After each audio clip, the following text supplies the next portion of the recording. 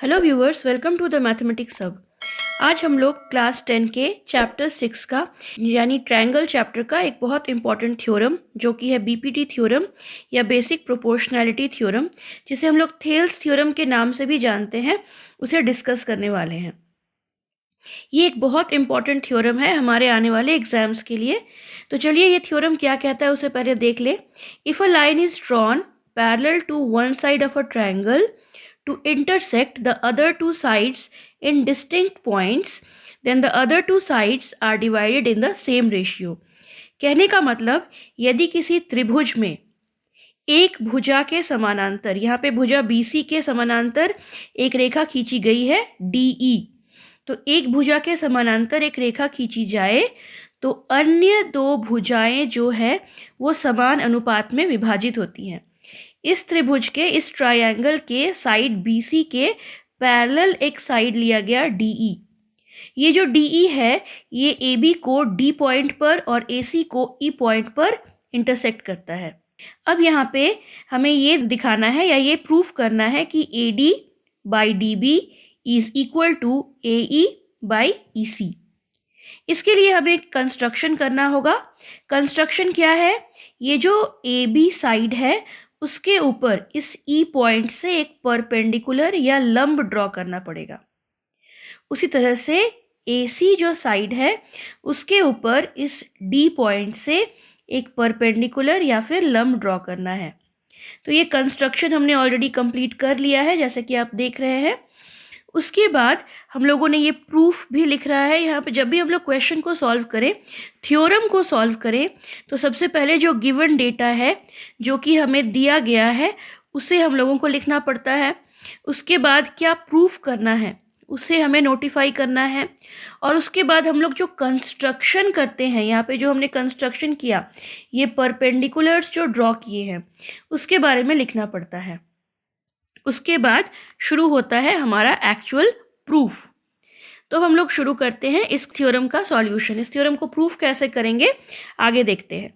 सबसे पहले हम लोग ले लेंगे एरिया ऑफ अ ट्रायंगल। क्या होता है? एरिया ऑफ अ ट्रायंगल होता है half into base into height. ये मैंने इसीलिए बता दिया क्योंकि इस फॉर्मूला की ज़रूरत इस थ्योरम को सॉल्व करने के लिए हमें पढ़ने वाली है। तो आपको ये वाला जो फॉर्मूला है, एरिया ऑफ ट्रायंगल का जो फॉर्मूला है, ये आपको लर्न रहना होगा इस क्वेश्चन को सॉल्व करने के लिए या इस थ्योरम को सॉल्व करने के लिए। चलिए अब देखते हैं आगे। यहाँ पे हम लोगों को लेना है एरिया ऑफ ट्रायंगल ADE। ये ट्रायंगल ADE कौन सा ट्रायंगल है? चलिए देखते हैं। ट्रायंगल ADE है ये वाला ट्रायंगल। अच्छा, सबसे पहले हम लोग लेंगे साइड AB यानी AD और DB के एस्पेक्ट में।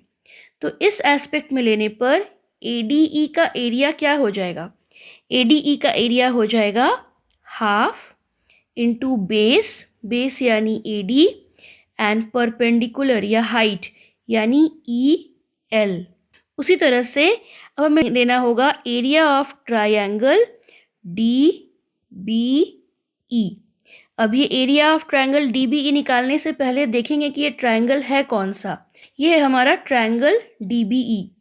अब इसका एरिया क्या हो जाएगा? Half into base into height या परपेंडिकुलर। तो ये क्या हो जाएगा?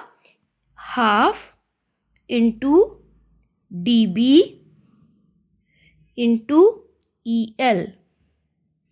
ये हो गया हमारा एरिया ऑफ ट्रायंगल ADE और एरिया ऑफ ट्रायंगल DBE। अब हम लोगों को लेना होगा इन दोनों का रेशियो। इन दोनों का रेशियो क्या हो जाएगा? इन दोनों का जब हम लोग रेशियो लेते हैं तो हम लोग देखते हैं कुछ सिंप्लीफाई हो जाएगा। क्या सिंप्लीफाई हो जाएगा? हाफ डिडक्ट हो जाएगा, EL भी डिडक्ट हो जाएगा। तो हमारे पास बचेगा क्या? हमारे पास बचेगा ratio of area of triangle ADE by area of triangle DBE is equal to AD by DB। तो यहाँ तक हमने लिख लिया और इसे इक्वेशन 1 मान लिया। अब बढ़ते हैं आगे। अब हम लोग लेंगे ट्रायंगल का, उसी ट्रायंगल का एस्पेक्ट से, दूसरे एस्पेक्ट से, कौन से एस्पेक्ट से, AE और EC के एस्पेक्ट से इसी ट्रायंगल का एरिया। अब हमारे पास एरिया ऑफ ट्रायंगल ADE क्या हो जाएगा, फिर से हम लोग उसी ट्रायंगल का एरिया लिखेंगे, बट इस बार हम लोग क्या लिखेंगे, ADE का एरिया लिखेंगे हम लोग half into AE into DM। हम लोग इस ट्रायंगल को कुछ और नाम भी दे सकते हैं, हम लोग इसे लिख सकते हैं area of triangle AED। Triangle वही है, बस हमने ये जो वर्टिसेस हैं वो कुछ अलग ले लिए हैं, घुमा कर लिया है। पहले हमने AD और E लिया था, हम लोग AE और D ले रहे हैं, बट एरिया जो है वो तो बराबर ही होगा। एरिया में हम लोगों को AE साइड लेना है इस बार, पहले हम लोगों ने AD साइड लिया था, इस बार हम लोगों ने AE साइड लिया है और इस परपेंडिकुलर या इस हाइट को लिया है। अब हम लोग आते हैं एरिया ऑफ ट्रायंगल ECD के पास। एरिया ऑफ ट्रायंगल ECD क्या हो जाएगा, half into EC into DM। ये कौन सा साइड हो गया, हाफ इंटू बेस यानी EC और परपेंडिकुलर यानी DM। अब हम लोग इन दोनों का रेशियो ले लेंगे। रेशियो लेने पर क्या मिलेगा हमें, ratio of area of triangle ADE या फिर आप कह सकते हैं AED by area of triangle ECD is equal to half into AE into DM by half into EC into DM। अब यहाँ पे सिंप्लीफाई क्या हो जाएगा, सिंप्लीफाई हो जाएगा हाफ और DM। हमारे पास बचेगा क्या, हमारे पास बचेगा AE बाय EC। इसे हम लोग इक्वेशन नंबर 2 मान लेंगे।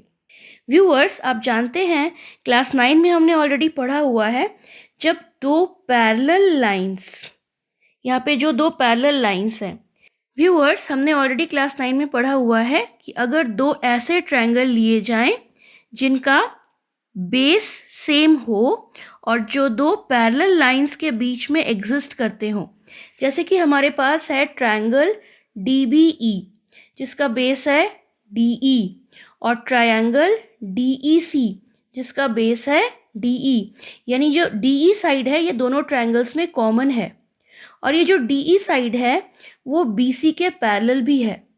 जब ऐसा हो जाए कि दो ट्रायंगल्स का बेस सेम हो और जो दोनों दो पैरेलल लाइंस के बीच में एग्जिस्ट करें, तो उनका जो एरिया होता है, एरिया इस ट्रायंगल का और एरिया इस ट्रायंगल का, दोनों क्या हो जाएगा, इक्वल हो जाएगा। सो हम लोग लिख सकते हैं area of triangle DBE is equal to area of triangle DCE।